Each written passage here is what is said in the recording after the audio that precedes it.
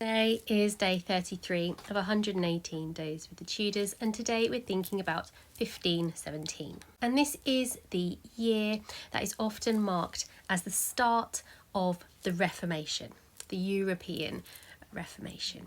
And it's a year when something really momentous happens, but is it actually that momentous at all? In 1505, a young man from Germany was caught in a terrible storm and he really feared for his life. And he said a prayer that if he survives this violent storm, he will become a monk. And he did survive, and he did go on to become a monk. And you may have heard of him. His name is Martin Luther. Now cut forward to 1517. Germany at this time is a very pious nation. They are still very involved with the papacy in Italy. However, there is some anti-clerical feeling going on and some general resentment kind of bubbling under the surface, and they found their voice in Martin Luther.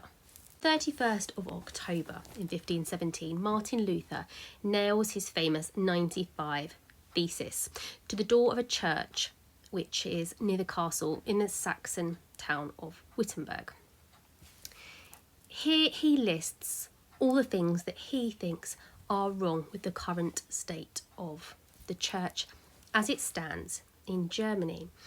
And this has gone down in history as being the start of Protestantism, that famous image of him nailing this to the door, saying everything that's wrong with religion as it stands at that time.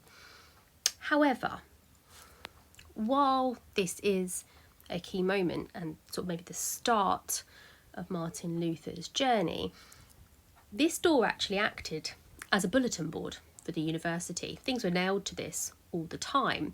So it wasn't some radical heretical act that he's nailed this there. It was pretty standard practice for him to put up something that he would like to debate. Now, he didn't take issue with the Pope as such. He wasn't calling for a new Pope. He wasn't calling for a new religion or a new church. His major issue was with something called indulgences, and if you've watched my other videos, we have talked about this a couple of times.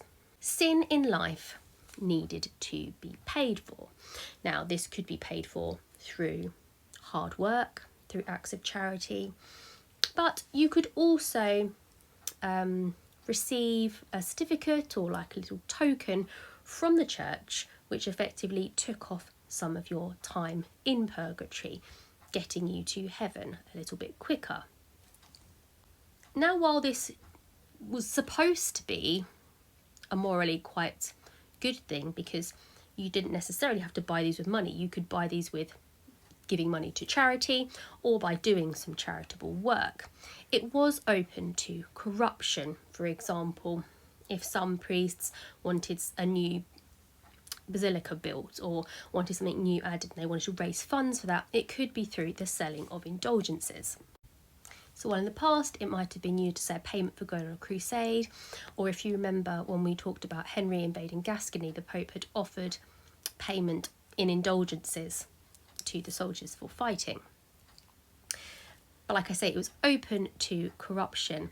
As one person sarcastically remarked, as soon as the coin in the coffer rings, a soul from purgatory to heaven springs.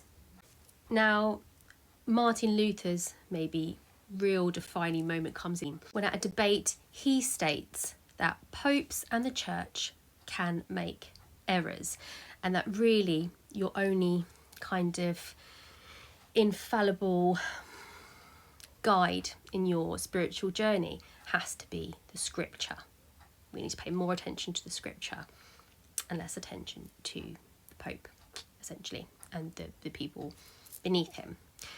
He was excommunicated and he publicly burned the papal bull that excommunicated him.